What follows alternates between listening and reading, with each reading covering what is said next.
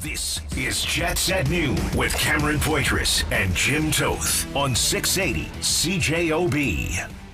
Hello. Jim Toth, how you doing? How are things? Happy Monday. I'm well. How are you? Did you weekend well? Are you summering good? You know what? I'm having an amazing summer. You've had an amazing summer. Yes, taking the little guy all over the city and the province, Winnipeg Beach. We are at Winnipeg Beach this weekend, so I'm trying to take as much summer as possible. Winnipeg Beach. Yeah. It's over for you now, eh? Things are done. Yeah, there's no point in continuing on. It's just, there you go. You get one of those side haircuts.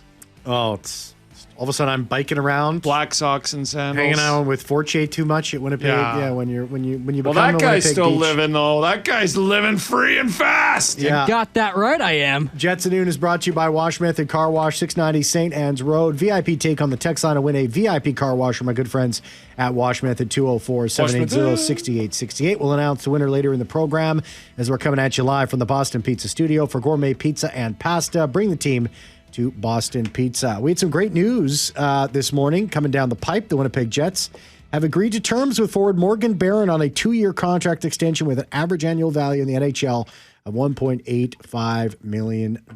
And we are joined now by Morgan Barron himself. Hey, Morgan, how are you?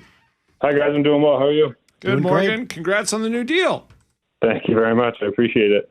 So, I'm always interested in this. Are you active in the negotiations, or are you just sort of waiting for your agent to give you a call back and say, all right, we're done, come and sign it? I imagine it's probably different for everybody. In my case, I mean, I'm obviously not doing the actual negotiating with Larry or Chevy or whoever it is, but no, I'll get periodic updates, and then, ultimately, whether you accept the deal or ask your agent to go back for more or for different terms or whatever, that's kind of up to me in this case. But, obviously we were able to get to a number that worked for both of us. So I'm just really excited to have it done. At any point, did you say to your agent, go get me 1.86? No. Once we start bouncing back and forth between numbers, I think, usually you land somewhere in the middle. So, it was good. No, I did not go back to him for the extra 10 grand or whatever it is. Just thinking Canadian taxes, Morgan. Interesting process, though. Like, I wonder what you're going into it and what you were looking at. Was it a 2 year? I mean, obviously you're happy with the deal. You wouldn't have signed it. But, like, were you looking for longer than 2 years? Do you feel – I look at your game this year and how you played center and everything else, and I think 2 years is perfect because, if they keep using you and expanding your role, you could get an even bigger deal in 2 years from now. Yeah.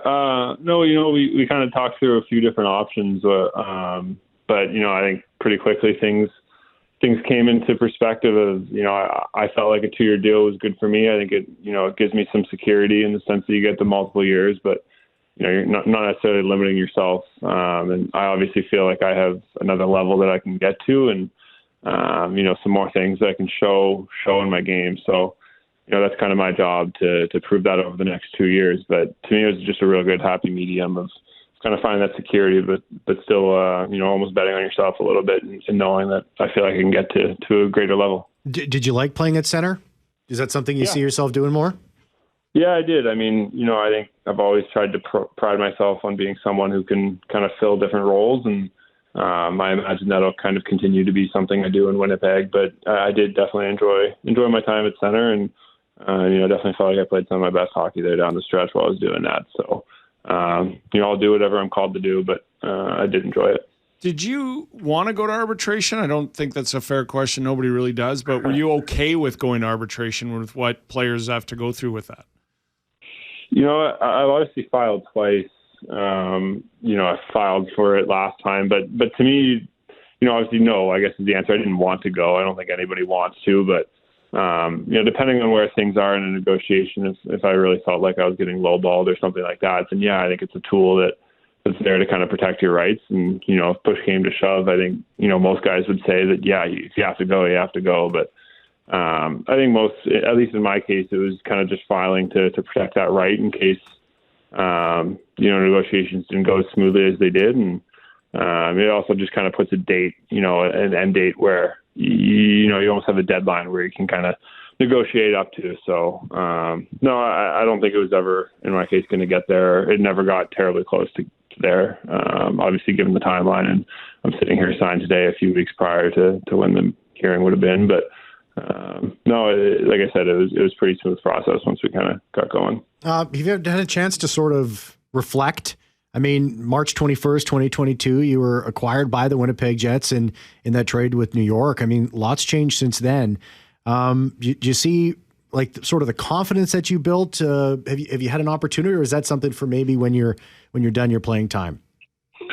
No, I think you definitely reflect as you go. I know, I was talking to my family and my girlfriend about it, and this will be, I'm hoping I play the entirety of this contract out in Winnipeg, and if that's the case, it'll be just over 5 years that I've been part of the organization. So, to be here for half a decade, it's obviously a huge part of my life, and like I said, I hope I can be here for those 2 years and hopefully more after that. But I've really enjoyed my time here. The organization's been great, and I've definitely seen myself grow as a person and as a player. So that's just something you want to continue to do. But I'm happy to be back in such a great spot. In the NHL, it's like dog years, right? Like 5 years in normal life is 5 years. It's a long time, but not that long. But in hockey, like when you have a pro career, that's 20 years almost. Like 5 years you pack into a lot of living. Morgan, I'm interested. What do you like about the city and the organization? Clearly, they have a winner here, a potential perennial playoff team. But what do you like about the city, and what have you enjoyed here over those 5 years? Yeah. I think the first thing you say is obviously the organization and the position we're in. I think, you ask guys, it's the two things everyone wants is an opportunity to win, and then obviously the money part of it. But, there's only probably a handful to a few more teams that really have an opportunity to win year over year. And to me, that's what Winnipeg's built. Obviously, we've come up a little bit short in the playoffs the last few years, and that's disappointing. But, I feel like we're on a really good trajectory, and there's an opportunity there to continue playing for a competitive team. And then the thing that stands out to me about the city is really the people and the hospitality that they've always shown to us. It's, you see it in the crowds with the whiteouts and throughout the regular season, and just the support that we get. It's even going into grocery stores or wherever it is, and people kind of saying hi and telling us that they're rooting for us. And just a real sense of community that I've kind of been able to build there. And I know a lot of guys on the team, if not everyone, would say the same thing. So, it's obviously a smaller market compared to some, but I just think the community that everyone's built and the organization's built around it is really special. Is this off season different than the one last year, or is it just go out there, get 10% better? Yeah, they're always a little bit different, but, I think go out there and get 10% better is a good way to put it. I think you're always working on different things and trying to expand your game in different ways. But, in terms of the process, I think once you get to being in the league a few years, you kind of nail down, I think, what works for you and what needs to change. So there's always tweaks here and there, but it looks pretty similar in a lot of ways. Your exit meeting, what did the Jets say to you? And I mean, I know if you don't want to get personal, that's fine, but like just the goals to work on this summer and stuff, because your role could really expand with how you played at center this year and with Adam Lowry's injury or recovery from surgery. Yeah, I mean, that was obviously part of the conversation. I know, we hope to have Lowry back as soon as possible, but I think there's just a lot of moving pieces this year. Obviously, we lose Nicky and Appy, and there's guys coming in and out as there is every year, and we've made some great signings. But I think the message is just be ready to go for camp, and obviously every year as a player you want to take that next step to be able to earn more opportunity. I'm no different than that. So there's obviously some stuff that goes on between players and coaches that'll stay between us, but I think the overall message to myself and I think to the team as a whole is it's great that we took a step this year and we got into the second round, but we're not done, and this window is open for us right now, and that we really need to focus on finding the way to take that next step and being a team that year over year continues to improve. So I think that's true for the individual and the team. How can Jonathan Toews take this team to the next level? Yeah, I mean, he's a winner. He's one of the few players I think that, someone my age or younger, he's one of the guys that I think we all grew up watching and seeing the success that he's had in Chicago over the years. It was really cool and to watch it at when he was going through it, but now to have the opportunity to learn from him and just be around him Obviously I'm sure the hockey's going to come back quite quickly with his history and his work ethic, but, also the leadership and, his ability to be a voice in the room as someone who's been there, time over time. I think that's really special. So I'm really looking forward to getting the chance to play with him and get to know him and try to learn as much as I can from him. What do your summers look like in the off season? What do you get up to? And is it a sort of brought up that you now make more money than your brother?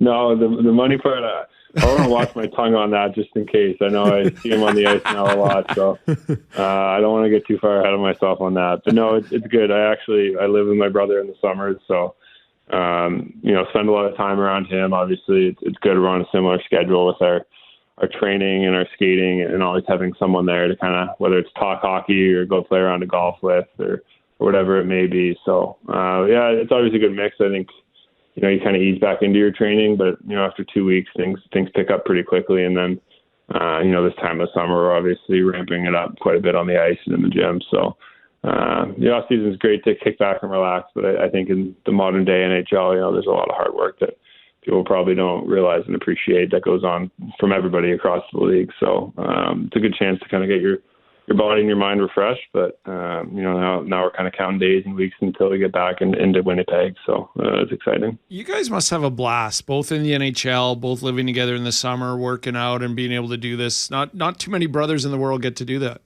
Yeah, no, I certainly can't complain about it, and he may complain a little bit more than me, but I sure like to think he enjoys living with me as well. So it's pretty fun. We're very blessed. Morgan Barron signing a new 2-year extension with the Winnipeg Jets with an AAV of $1.85 million. Morgan, thanks so much for your time. I appreciate it, and we'll see you here in September. Yeah, you got it, guys. Thanks. Enjoy the rest of your summers. Yeah, you too, thanks, man. Morgan. You too, and all the best. Congrats once again. Yeah, 204-780-6868, 204-780-6868. He can golf too. He Yeah. was part of the Manitoba Open, remember? Absolutely, yeah. And And I've said this on the show many times, and I'll say it again here. I mean, every opportunity, of course, within the parameters of what Morgan Barron can do and what he can excel at, every time he's been given an opportunity to elevate himself, he's always taken it and run with it and improved himself as a player. So very excited to see him as a member of the Winnipeg Jets for the next 2 seasons. always great with his time too, so we appreciate it. Great guy. Without a doubt. Let's take a break. Let's come back on the other side. We reheat Free for All Friday today on Mondays here. Not going to microwave it, Cam. We're not going to microwave it. We're going to actually put it in the oven and reheat it. That's fancy. Takes a little longer, but it's better. I don't know. We're putting together some gourmet cuisine here. It's the summer. We got time to reheat. So we will get to that. We have some great stuff we still want to cover, but we have a big announcement coming up. We have a great guest, a former Jet, that's going to be joining us on Wednesday. I'll let you know who that is. And we also have a big interview tomorrow too as well. All that when we come back. Jets at noon with Cameron Poitras and Jim Toth on 680 CJOB. Call the Boston Pizza Jets at noon hotline, open 24/7, 204-780-6800. Coming for lunch every weekday to Boston Pizza. Get a delicious main side and ice cold drink for only $15. Only at BP. The number one caller will be awarded a $50 gift certificate to Boston Pizza on Friday. So Executive Director of the NHLPA, Marty Walsh, is going to be joining us tomorrow on the show at 12:10. So I'm looking forward to that conversation with him and the new extension on the CBA. And it's I'm really interested to hear his perspective on what seemed to be a CBA that had almost no, maybe behind the scenes, which he is probably never going to get into, didn't seem to be very contentious, and things came together. But on Wednesday, Jim, former Winnipeg Jets captain Blake Wheeler is going to be joining us at 12:30 on Wednesday. Yeah, and he's going to kick off what we hope will be a Wednesday thing where we get a former Jet to join us over the summer and get their thoughts on what they're doing and all that. But very interested to have Blake Wheeler on, get his thoughts on what's next. He hasn't retired yet, right? No, not officially, no. But he did get into the media and did some Hockey Night in Canada games. So we're excited to see what Blake has to say on Wednesday. Absolutely. Hey, we'll reheat Friday's best takes that we missed when we come back. No microwave. Reheat in the oven, the best way. Jets at Noon is brought to you by Wash Method Car Wash, 690 St. Anne's Road. VIP take on the text line to win a VIP car wash from our good friends at Wash Method, 204-780-6868. We'll have a winner later in the program as we're coming at you live from the Boston Pizza Studio for gourmet pizza and pasta. Bring the team to Boston Pizza. While you're at it, download the Jets at Noon podcast free now on Apple, Spotify, or wherever you find your favorite podcasts, with plenty of memorable Jets talk and episodes and special content exclusively found there, so you can take Jets at Noon wherever you go, whenever you want. Some news out of Edmonton. So Glenn Gullickson goes to Dallas to become their head coach. Mm-hmm. He was there before as a longtime assistant coach, even in Calgary and stuff. And got to know Glenn a little bit over the years, not personally, but just professionally, and really good coach, I think. But the Oilers announced today that they've added Paul McFarland as an assistant to the bench. Peter Aubry will be goaltending, and Connor Allen will be a skills to their coaching staff. I would presume former Winnipeg Jet Mark Stewart stays on behind the bench as well. McFarland, I believe, has been with the Calgary Hitmen or something like that.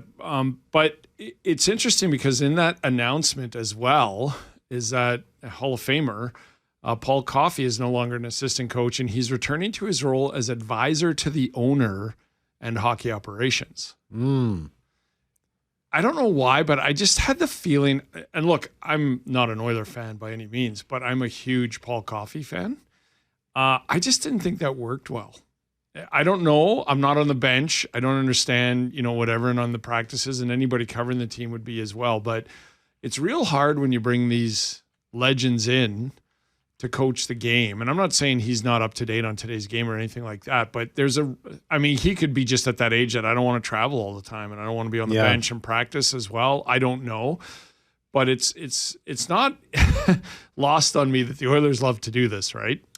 They certainly do. Even under new ownership, just to bring back the legends, put them into roles, give them roles, and when it doesn't work out, they go back to old roles, like role to advisor of the owner and hockey ops. The decade of darkness in Edmonton, which was one of the happiest decades of my life, was filled with those guys in those roles. Yeah, like the McTavishes, the Kevin Lowe's, all the bringing back, and it really speaks to... I think we all love this, right? But look, if there's one NHLer that I thought, and I'm not saying Paul Coffey is at all. Again, I have no clue if it worked or not. Maybe he just wants to step back a bit at his age. But if there's an NHLer I never thought could tarnish his image, it was Steve Yzerman. And he's back in Detroit, right? And we don't hear a lot of positivity out of the Motor City about Steve Yzerman and this rebuild. Yeah. And so it just speaks to, now, do I think Steve Yzerman can't do the job? No, I do think he can. I saw him do it in Tampa Bay for several years and is really good at it. But it's just not going well in Detroit. And I get it. Like these guys. It's taken 2 years too long at this point right now. Yeah, want to stay in the game. They want to be around it. They want to look, Mark Scheifele has said a couple of times he could see himself as a GM. He said that, right? Like he's like Josh Morrissey, I think he has a role somewhere in that capacity.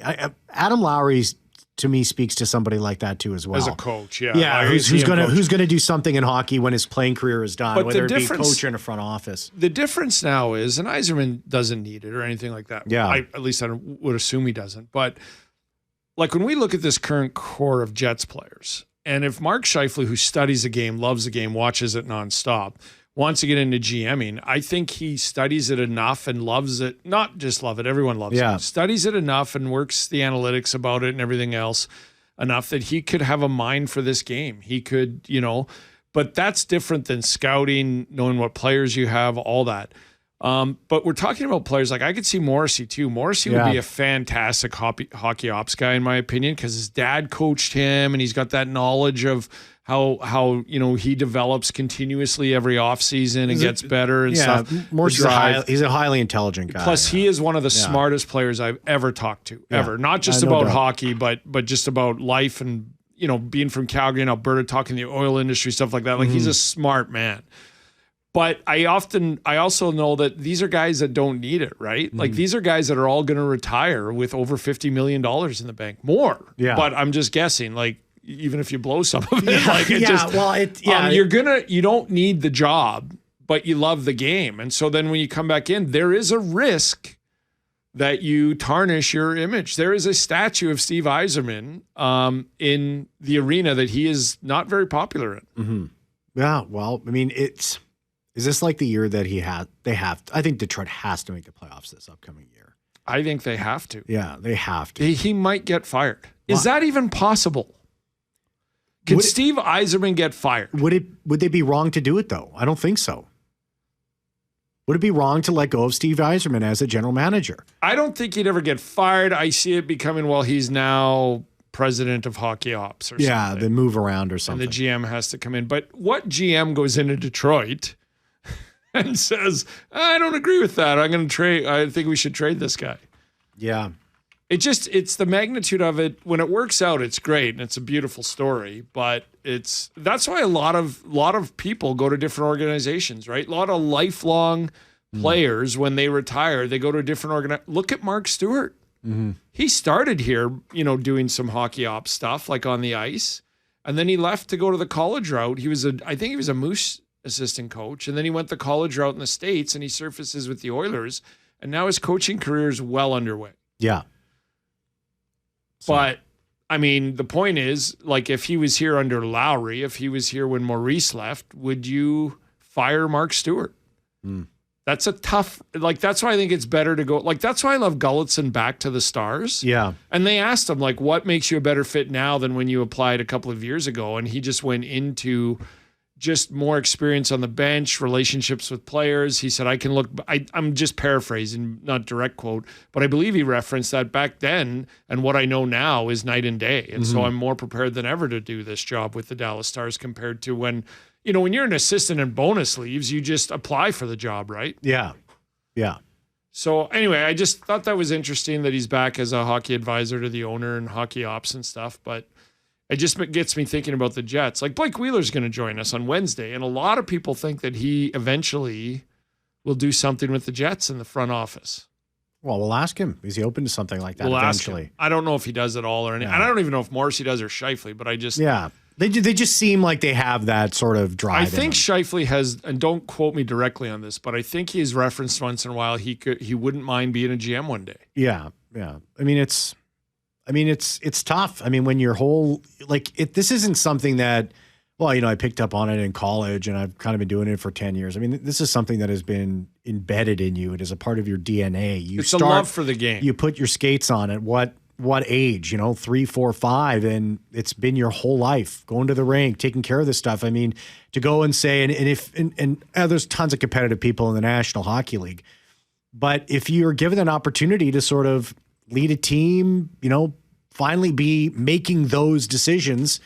We've had Adam Lowry on the show before, and we ask him some roster questions, and he'll go, "Well, those are questions more for Chevy," and it's like, yeah, it is, but Lowry would make a great coach. Maybe one day, I want to be the guy making those calls. Just it's a way to stay in the game when the game is. Stevie Yzerman isn't that when you know how long it's been? It's been 2019. He's been the GM in Detroit for us now. So that's 6 years, right? Yeah. Well, it's going to be. And they've never made the playoffs in those 6 years? They have not made the playoffs, no. So that's, you're on you're on thin ice. Yeah. It's getting to be the point. Yeah, it's getting to that point. You want to reheat some stuff? Let's reheat some stuff that we missed from Free For All Friday. Here's Tom. Tom says, hot take. Taves is coming with his face-off experience. If he scores 15 goals, we will forget about Ehlers. I will, of course, because Ehlers was great for a couple games and invisible for 6. Go Jets, go. That one from Tom.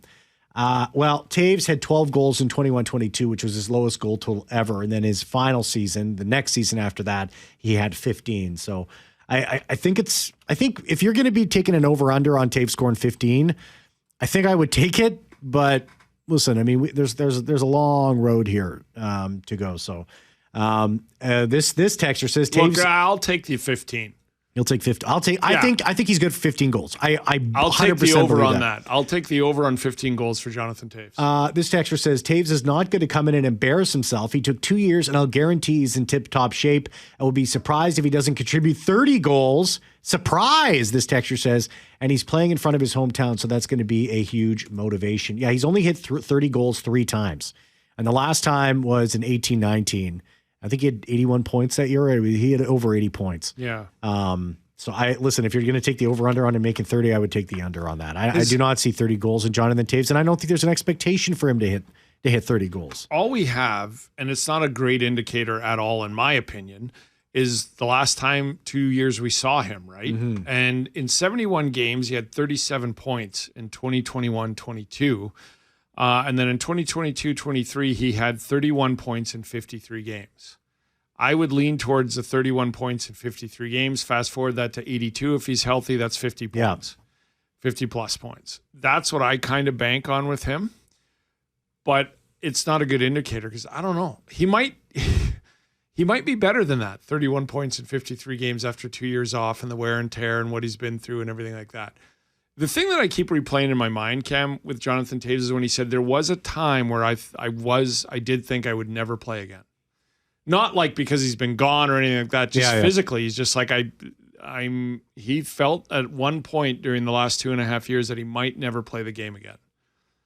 And so to be back playing it, I don't think this is, hey, I hope to score 10 goals and score 20 points and be a fourth liner. I think this is a guy coming back who's like, I can't wait to get back. I can't wait to produce and help a team win some games. Kevin sent us this text and says, will Adam Lowry make Team Canada at the Olympics? I would say unknown. I would say the odds were well stacked against him to begin with, but I would say those odds are even longer due to his surgery, the undetermined amount of time that he's going to miss at the beginning of the year. So I'll say no due to the surgery. I don't think he can go till potentially December and then walk into that team. No. I think he would have to be playing all year and playing at a high level, and he would give himself a chance, and I don't see that with the injury happening. Ian says, could the unclear development path with the takeover of the NCAA over the CHL potentially hurt development in Canada?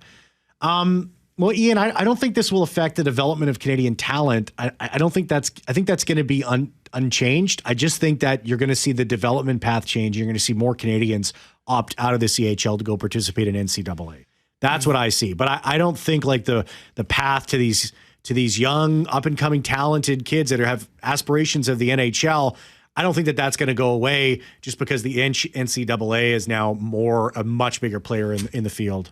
That's the benefit the WHL and the OHL and Q do have is that 72 games a year schedule plus playoffs will get you better prepared for pro hockey than 30 games a year plus playoffs. And I just truly believe that. Yes, you'll be able to train more, but you still have to go to school. You still have to go to class. And you have to in the WHL too in high school, but the 18, 19-year-old playing 72 games plus playoffs per year and the travel schedule and everything else will have you better prepared than the college schedule. I do believe that. We'll do one more, then we'll take a break, and then we're going to go to TikTok and some emails and stuff that I got. Wow. So we're on TikTok, Jim. I don't know if you knew this. We're on YouTube. I did not know that. X, all this stuff. So we'll get to some comments. Not a TikToker. Well, we get some crazy stuff on TikTok, so we'll go to some of that stuff. But anonymous, put your name on these things, please. Says my question is regarding someone like Gavin McKenna, who played in the WHL and then goes to play NCAA. Under what terms is he drafted when he becomes the property full time of the NHL team? Well, if he's drafted as someone who is committed to an NCAA hockey team, which he is currently right now, the NHL team holds his rights until August 15th following the graduation year, which can be up to 4 years. So once a player leaves college, the NHL then has a 30-day window to sign him. If he's not signed in that period, then the player becomes an unrestricted free agent. So he's got to sign is when he becomes property. But a lot of this stuff is in flux because there needs to be some further clarification on some of these NCAA CHL eligibility changes, right? So a lot of this stuff has to be ironed out. So I'd love to give you a definitive answer on this, but I can't because this is ongoing negotiations between these two leagues. And this is going to change. I don't know under the CBA that's coming. That's a question for tomorrow, right? Yeah. With president of the NHLPA or executive director of the NHLPA, Marty Walsh, joining us on the show tomorrow. But think of this. So McKenna goes to Penn State, gets drafted first overall this year, and he doesn't sign. And he goes, I'm going back to college for 2 more years and becoming an unrestricted free agent. He could make $700,000 for the next 3 years playing college hockey and then write his own ticket. Yeah. What would a team pay for McKenna 3 years from now as a 20-year-old unrestricted free agent? That's why this is changing the game as we know it when it comes to drafting and developing players. I don't know, Cam. Like if you're making $700,000 and an ELC max is $975 or $970. You can, you're giving up $30K a year, but then well, I'm interested to see you're going to cash in massively as a UFA. I think eventually the NHL is going to have to change how the draft works, and some of these things are going to have to change because you're going to see. Yeah, if that happens, Jim, that is again we're talking about this being a monumental shift. If McKenna or a player of his ilk at some point goes down that path that you just spoke of, there's going to be a lot of teams that are going to be like, what if that's us? And there's going to be one very upset team. I mean, the number 1 overall pick in the NFL this year, the quarterback of the University of Miami, played for 3 colleges and banked like $6 to $7 million and then went first overall. We go to social media. What kind of people are calling us bozos across TikTok and YouTube and all those places? Well, I'll tell you. Besides my own family? Well, I can't comment on that, Jim. I just saw it one time and it wasn't pretty. And I vowed never again am I going to bear witness to something like that and not stand up for my boy Jim Toth. Who's this troll that calls himself Pam Coitress and says I'm an idiot? I have no idea who that is. Sounds familiar, though. Jets at noon with Cameron Poitras and Jim Toth on 680 CJOB. Hey, miss your chance to get your thoughts on the show today. Call the Boston Pizza Jets at noon hotline, open 24/7, 204-780-6800. Coming for lunch every weekday to Boston Pizza. Get a delicious main side and ice cold drink for only $15 only at BP. The number 1 caller will be awarded a $50 gift certificate to Boston Pizza. Marty Walsh, Executive Director of the NHLPA, will be with us on Tuesday. And former Jets captain Blake Wheeler will be on the show coming up on Wednesday. Real quick, Jason Gregoire out of Edmonton about the Oilers coaching changes. This is from head coach Knobloch. I was happy to work with Paul Coffey. I was happy to work with him. With Paul Coffey stepping away, Mark Stewart will slide in and he will oversee the defense and the penalty kill. New coach Paul McFarland will run the power play. Could you imagine being a new coach and coming into that power play? Well, not bad. Hey, here's what we're doing. Exactly what we've been doing. Well, I'll tell you this, Jim. I could run it. I could run that. I can't do a play. lot of things, but I could run that power I could run play, that power. yeah. Without a doubt, I could run it. Let's look at TikTok. This is what some people were commenting on. We put out a TikTok video, said AI predicts the shocking Kyle Connor contract with the Jets. Brado6 says, gotta pay KC whatever. Ian Alexander, 2024, says he will head down south in free agency for about $10 million, and in a couple years it will be a nightmare contract, LOL. And Narum F0N5 says AI told KFC to leave blank Winnipeg immediately after this year. That's not very nice. Those are the ones I love the best. Those are my favorite. Especially the I ones love TikTok comments, man. who call you names and stuff, but their handle is at Lucky Charms 49178. We also on YouTube, we had a guy named Effin Loaded 2162 said, sorry, bad takes, guys. Connor would have gotten 90 plus points with anyone at that third line. On that third line, Iafallo was on the first line for points when he got points. And comparing what other coaches did with the same results, a bad example. However, Iafallo dried up after a couple games. Yeah.